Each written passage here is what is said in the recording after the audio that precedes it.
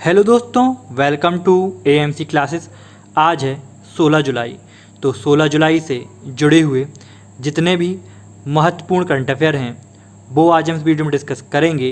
पर video start करने से पहले मेरी आप सबसे रिक्वेस्ट है कि आप वीडियो को लास्ट तक ज़रूर देखें, क्योंकि इस वीडियो में हर करंट अफेयर डिटेल्स के साथ बताए गए हैं। तो चलिए हम स्टार्ट करते हैं। फर्स्ट क्वेश्चन है, इफ़ इट ब्लीड्स नामक नई पुस्तक किसके द्वारा लिखी गई है? तो किसके द्वारा इफ़ इट ब्लीड्स नामक नई पुस्तक लिखी गई? तो ये लिखी गई है स्टीफन किंग द्वारा। स्टीफन किंग द्वारा उनकी नई पुस्तक इफ़ इट ब्लीड्स लिखी गई है, मतलब ऑप्शन सी इज़ करेक्ट। अब इससे जुड़ी हुई जो डिटेल्स हैं वो हम देख लेते हैं क्या हैं। स्टीफन किंग द्वारा लिखी गई 4 कहानियों का संग्रह इफ़ इट ब्लीड्स नामक नई पुस्तक का विमोचन किया गया। इस पुस्तक का प्रकाशन हैचेट इंडिया द्वारा किया गया है। तो हैचेट इंडिया द्वारा इस पुस्तक का प्रकाशन किया गया है। इस बुक की कहानी अल्बर्ट मैकड्रेड मिडिल स्कूल के पास रखे बम पर केंद्रित है। तो इस बुक की कहानी किस पर केंद्रित है? अल्बर्ट मैकड्रेड मिडिल स्कूल के पास रखे बम पर। यह उनकी सर्वश्रेष्ठ फिल्म द आउटसाइडर की अगली कड़ी है। किंग सबसे प्रतिष्ठित समकालीन लेखकों में से एक हैं।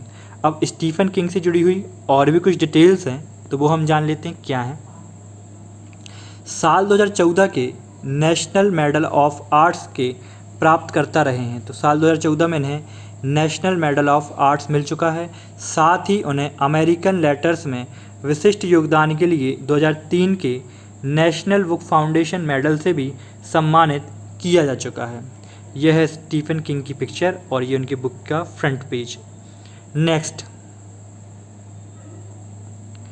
मालाबार अभ्यास निम्न में से कौन सा एक संयुक्त अभ्यास है?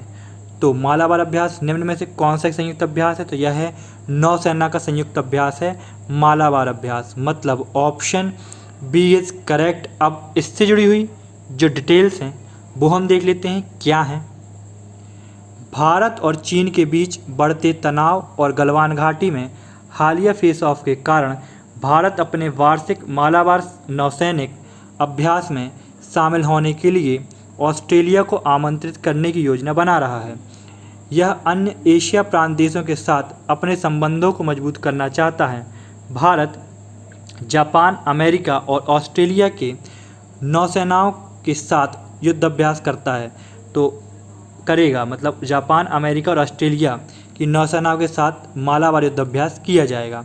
मालाबार एक वार्षिक युद्धाभ्यास है जिसे वैकल्पिक रूप से भारत और प्रशांत महासागर में आयोजित किया जाता है। यह पहला मौका होगा जब ऑस्ट्रेलिया को मालाबार अभ्यास में शामिल किया जाएगा। तो पहली बार ऑस्ट्रेलिया इस मालाबार अभ्यास में शामिल हो रहा है। नेक्स्ट, मोहन बगान फुटबॉल क्लब के लाइफ टाइम अचीवमेंट अवार्ड से किस महान हॉकी खिलाड़ी को सम्मानित किया गया है?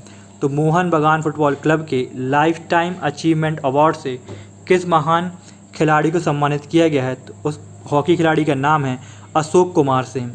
अशोक कुमार सिंह को मोहन बगान फुटबॉल क्लब के लाइफ टाइम अचीवमेंट अवार्ड से सम्मानित किया गया है, मतलब ऑप्शन डी इज़ करेक्ट। अब इससे जुड़ी हुई जो डिटेल्स हैं वो हम जान लेते हैं क्या हैं।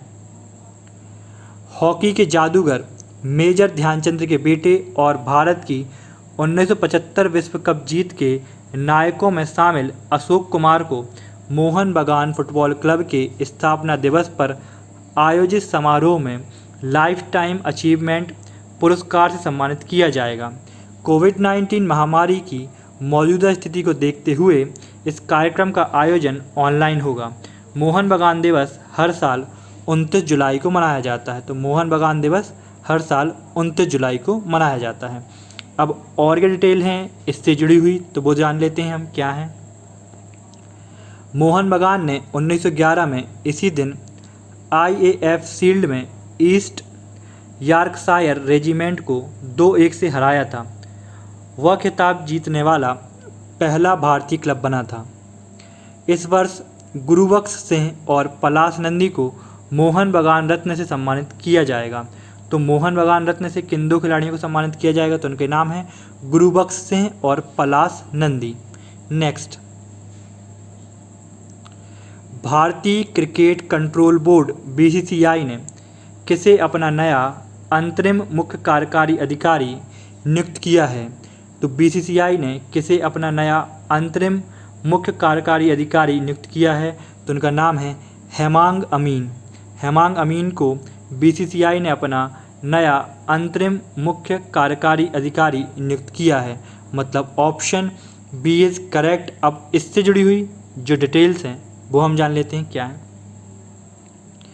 भारतीय क्रिकेट कंट्रोल बोर्ड बीसीसीआई द्वारा हेमांग अमीन को अपना अंतरिम मुख्य कार्यकारी अधिकारी सीईओ नियुक्त किया गया है। वह राहुल जौहरी का स्थान लेंगे, जिन्होंने हाल ही में बीसीसीआई के मुख्य कार्यकारी अधिकारी के पद से इस्तीफा दे दिया था। हेमांग अमीन इंडियन प्रीमियर लीग के मुख्य परिचालन अधिकारी हैं। वह जून 2010 में आईपीएल की संचालन टीम में शामिल हुए थे और उन्हें 2015 में आईपीएल के सीईओ के रूप में नियुक्त किया गया था। नेक्स्ट, यूनिसेफ फिक्की ने किस देश में कमज़ोर आबादी और बच्चों का समर्थन करने के लिए रीइमेजिन कैंपेन शुरू करने के लिए हाथ मिलाया है, तो यूनिसेफ और फिक्की ने किस देश के साथ कमज़ोर आबादी और बच्चों का समर्थन करने के लिए रीइमेजिन कैंपेन शुरू करने के लिए हाथ मिलाया है, तो देश का नाम है भारत। भारत के साथ यूनिसेफ और फिक्की ने रीइमेजिन कैंपेन शुरू करने के लिए हाथ मिलाया है, मतलब ऑप्शन सी इज़ करेक्ट। अब इससे जुड़ी हुई जो डिटेल्स हैं वो हम जान लेते हैं क्या है। संयुक्त राष्ट्र बाल कोष यूनिसेफ भारत ने सबसे कमज़ोर आबादी और चल रहे कोविड-19 की प्रतिक्रिया के दौरान सबसे कमज़ोर आबादी और बच्चों के समर्थन के लिए यूनिसेफ के रीइमेजिन अभियान को शुरू करने के लिए federation of Indian chambers of commerce and industry FICCI के साथ हाथ मिलाया है। उनकी कार्य योजना उन दस्तावेजों पर आधारित होगी जिसे अंतर्राष्ट्रीय चैम्बर ऑफ कॉमर्स और यूनिसेफ ने संयुक्त रूप से सरकारों और व्यवसायों के लिए महामारी के बाद समर्थन करने के लिए विकसित किया है। अब और भी कुछ डिटेल हैं इससे जुड़ी हुई, तो वो हम जान लेते हैं क्या है। तो यूनिसेफ का मुख्यालय न्यूयॉर्क संयुक्त राज्य अमेरिका में है। स्थापना 11 दिसंबर 1946 न्यूयॉर्क में संयुक्त राज्य अमेरिका में हुई थी। वर्तमान में इसके मुखिया हैं एन वेनेमन इसके मुखिया हैं यूनिसेफ के। अब देख लेते हैं फिक्की का मुख्यालय कहाँ था। फिक्की का मुख्यालय नई दिल्ली में है। स्थापना 1927 में हुई थी। फिक्की के अध्यक्ष हैं संगीता रेड्डी। नेक्स्ट, अब देख लेते हैं भारतीय इतिहास से जुड़े हुए कुछ महत्वपूर्ण प्रश्न। तो 8वीं सदी के राजपूत काल में भारत में 3 वंश प्रमुख थे। उत्तर भारत में गुर्जर प्रतिहार, बंगाल में पाल वंश तथा दक्कन में राष्ट्रकूट वंश था। नेक्स्ट, सेन वंश ब्रह्म क्षत्रिय वंश कहलाता था। यह बंगाल का एक वंश था। इसकी स्थापना सामंत सेन ने की। यह 11वीं और 12वीं सदी में था। नेक्स्ट, नागनाद एक संस्कृत नाटक है जिसकी रचना राजा हर्ष ने की। मुद्रा राक्षस की रचना विशाखदत्त ने की। मृक्षकटिक की रचना शूद्रक ने की है और रत्नावली की रचना उदयन ने की है। नेक्स्ट, परम सौगात की उपाधि राज्यवर्धन ने धारण की। राज्यवर्धन हर्ष की बहन राजश्री का पति और वर्धन वंश का राजा था, जिसकी हत्या गौड़ के राजा शशांक ने कर दी थी। नेक्स्ट,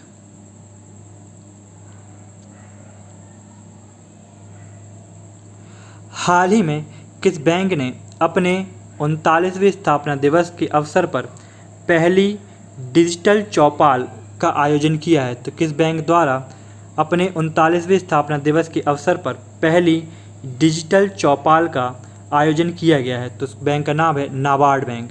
नाबार्ड बैंक द्वारा डिजिटल चौपाल का आयोजन किया गया है, मतलब ऑप्शन बी इज़ करेक्ट। अब इससे जुड़ी हुई जो डिटेल्स हैं वो हम देख लेते हैं क्या है।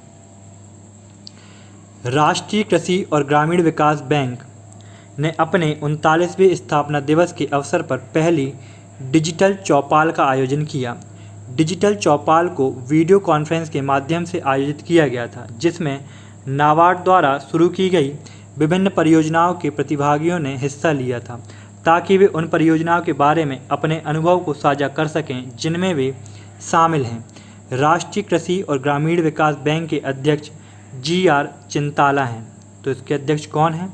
नाबार्ड के GR Chintala. Next, Israeli assault हथियार मेक इन इंडिया अभियान के तहत किस राज्य में बनाए जाएंगे? तो इजरायली असॉल्ट हथियार मेक इन इंडिया अभियान के तहत किस राज्य में बनाए जाएंगे? तो उस राज्य का नाम है मध्य प्रदेश। तो मध्य प्रदेश राज्य में इजरायली असॉल्ट हथियार मेक इन इंडिया अभियान के तहत बनाए जाएंगे, मतलब ऑप्शन डी इज करेक्ट। अब इससे जुड़ी हुई जो डिटेल्स हैं वो हम जान लेते हैं क्या हैं। इजरायली असॉल्ट राइफलें एराल्ड और कार्मेल भारत में ही बनाई जाएंगी। ये असॉल्ट हथियार मेक इन इंडिया अभियान के तहत मध्य प्रदेश में बनाए जाएंगे, जहां 2017 में इजराइल वेपन सिस्टम ने PLR सिस्टम नाम के संयुक्त उद्यम के तहत एक प्लांट स्थापित किया था। पुंज लॉयड की शुरू में संयुक्त उद्यम में 51% हिस्सेदारी थी, लेकिन बाद में इस उद्योग समूह के सामने कर्ज की समस्या पेश आने के बाद उसे फोरेसेज सिस्टम इंडिया प्राइवेट लिमिटेड नाम की एक कंपनी ने खरीद लिया। तो अब कौन करेगा इसका निर्माण? Forces system India private limited द्वारा। अब और क्या डिटेल हैं इससे जुड़ी हुई तो वो हम जान लेते हैं क्या हैं। तो मध्य प्रदेश के मुख्यमंत्री हैं शिवराज सिंह चौहान, और अभी राज्यपाल कौन बन गई हैं? तो आनंदीबेन पटेल, जो क्या हैं, इनको अतिरिक्त प्रभार मिला है। आनंदीबेन पटेल उत्तर प्रदेश की राज्यपाल हैं। राजधानी है मध्य प्रदेश की भोपाल। राज्यपाल हैं लालजी टंडन, जो भी बीमार हैं। ये हैं वो इजरायली असॉल्ट हथियार जो बनाए जाएंगे मध्य प्रदेश में। नेक्स्ट, शुद्ध शून्य कार्बन उत्सर्जन प्राप्त करने के लिए भारतीय रेलवे द्वारा निर्धारित लक्ष्य वर्ष क्या है? तो शून्य कार्बन उत्सर्जन प्राप्त करने के लिए भारतीय रेलवे द्वारा निर्धारित लक्ष्य वर्ष कौन सा है? तो वो है 2030। 2030 तक भारतीय रेलवे शुद्ध शून्य कार्बन उत्सर्जन प्राप्त करने के लिए लक्ष्य को निर्धारित किया है, मतलब 2030, मतलब ऑप्शन डी इज करेक्ट। अब इससे जुड़ी हुई जो डिटेल्स हैं वो हम जान लेते हैं क्या है। भारतीय रेलवे ने वर्ष 2030 तक शुद्ध शून्य कार्बन उत्सर्जन प्राप्त करने का लक्ष्य निर्धारित किया है। हरित रेलवे बनने के लक्ष्य को प्राप्त करने के लिए इसने प्रयासों को गति दी है। इसकी कुछ पहलों में लाइनों का विद्युतीकरण, ट्रेनों की ऊर्जा दक्षता में सुधार, स्टेशनों के लिए हरित प्रमाणन, कोचों में जैव शौचालयों की फिटिंग और ऊर्जा के नवीकरणीय स्रोतों का इस्तेमाल करना शामिल है। हाल ही में भेल के सहयोग से मध्य प्रदेश के बीना में 1.7 मेगावाट का प्लांट लगाया गया है। तो कहाँ लगाया गया है? भेल के सहयोग से मध्य प्रदेश के बीना में 1.7 मेगावाट का प्लांट लगाया गया है। नेक्स्ट, चावल के खेतों की वास्तविक समय निगरानी के लिए किस नाम के एक ऐप को विकसित किया जा रहा है? तो चावल के खेतों की वास्तविक समय निगरानी के लिए किस नाम के ऐप को विकसित किया जा रहा है? तो उस ऐप का नाम है paddy watch. Paddy watch app को चावल के खेतों की वास्तविक समय निगरानी के लिए विकसित किया जा रहा है, मतलब ऑप्शन सी इज़ करेक्ट। अब इससे जुड़ी हुई जो डिटेल्स हैं वो हम देख लेते हैं क्या हैं। यूनिवर्सिटी ऑफ सिडनी तथा अन्य कुछ संस्थानों के शोधकर्ता एक साथ मिलकर चावल के खेतों की वास्तविक समय निगरानी मंच के रूप में पैडी वॉच नामक एक ऐप विकसित कर रहे हैं। यह परियोजना गूगल अर्थ और ग्रुप ऑन अर्थ ऑब्जर्वेशन के सहयोग से शुरू की गई है। ऐप के विकास में भारत, चीन, मलेशिया, इंडोनेशिया और वियतनाम जैसे देश भी सहयोग कर रहे हैं। अब और भी कुछ डिटेल हैं इससे जुड़ी हुई तो वो हम जान लेते हैं क्या है। यह धान के खेत की वास्तविक समय निगरानी करने वाला प्रथम ऐप है जो धान के रोपण तथा कटाई की मात्रा के बारे में सटीक जानकारी प्रदान करेगा। किसी फसल मौसम में कितनी धान की फसल का रोपण किया गया है, इसकी सटीक और उद्यत जानकारी ऐप पर उपलब्ध होगी। यह है उसकी पिक्चर। नेक्स्ट, किस आईआईटी संस्थान ने शुद्ध नामक एक अल्ट्रावायलेट सैनिटाइजिंग उत्पाद विकसित किया है? तो किस आईआईटी संस्थान द्वारा शुद्ध नामक एक अल्ट्रावायलेट सैनिटाइजिंग उत्पाद विकसित किया गया है? तो आईआईटी का नाम है आईआईटी कानपुर। आईआईटी कानपुर द्वारा शुद्ध नामक एक अल्ट्रावायलेट सैनिटाइजिंग उत्पाद विकसित किया गया है। मतलब ऑप्शन बी इज़ करेक्ट। अब इससे जुड़ी हुई जो डिटेल्स हैं वो हम देख लेते हैं क्या है। आईआईटी कानपुर ने शुद्ध नामक एक अल्ट्रावायलेट सैनिटाइजिंग उत्पाद विकसित किया है। यह डिवाइस केवल 15 मिनट में 10x10 वर्ग किलोमीटर के कमरे को कीटाणु रहित करने में सक्षम है। कीटाणु शोधन सहायक शुद्ध स्मार्टफोन संचालित है और आसान है। इसमें 6 यूवी लाइट, प्रत्येक यूवी प्रकाश 15 वाट का होता है। इस डिवाइस का उपयोग अत्यधिक प्रवण स्थानों जैसे होटल, अस्पताल, मॉल, कार्यालय और स्कूलों में सहायता के लिए किया जा सकता है। नेक्स्ट, अब देख लेते हैं 15 जुलाई को कौन सा दिन मनाया जाता है। तो 15 जुलाई को संयुक्त राष्ट्र द्वारा हर साल विश्व स्तर पर वर्ल्ड यूथ स्किल डे यानी विश्व युवा कौशल दिवस मनाया जाता है। यह दिन तकनीकी और प्रशिक्षण संस्थानों और सार्वजनिक और निजी क्षेत्र के हितधारकों के लिए एक अवसर के साथ साथ युवाओं को रोजगार और उद्यमिता के लिए कौशल प्रदान करने के लिए मनाया जाता है। विश्व युवा कौशल दिवस 2020 का विषय था skill for a resilient youth. तो इसका विषय क्या था? Skill for a resilient youth इसका विषय था। अब देख लीजिए 16 जुलाई को कौन सा दिवस मनाया जाता है।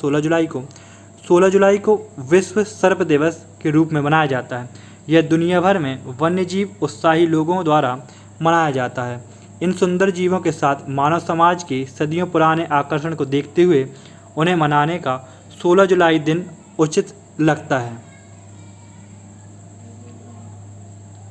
दोस्तों, इस वीडियो की PDF प्राप्त करने के लिए डिस्क्रिप्शन पर दी हुई लिंक पर क्लिक करें।